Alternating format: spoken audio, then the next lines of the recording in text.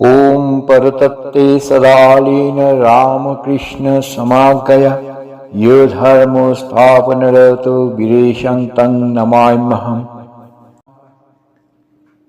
নিজেকে উৎসর্গ করা এবং বিবেক মন্ত্রে দীক্ষিত হয়ে আধ্যাত্মিক তপস্যা করাই হলো স্বামীজির মতে দেবত্বে প্রতিষ্ঠিত হওয়ার পথ।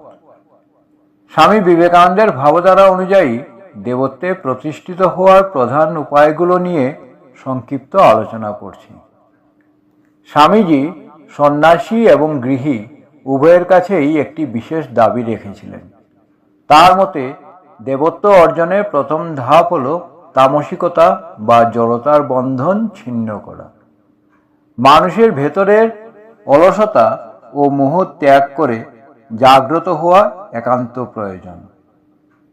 দেশ, মানবতা এবং ঈশ্বরকে আলাদা না ভেবে এই তিনটিকে একই পরম সত্যের তিনটি রূপ হিসেবে চিনতে শেখা দেবত্বে প্রতিষ্ঠিত হওয়ার অন্যতম উপায়।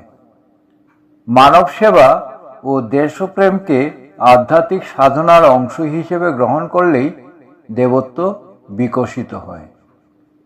মনের সংকীর্ণতা, সাম্প্রদায়িকতা এবং নিবীর্যতা বা দুর্বলতা দূর করার জন্য বিবেক মন্ত্রের তপস্যা করা প্রয়োজন। এই আধ্যাত্মিক শক্তি মানুষকে দেবত্বের পথে চালিত করে।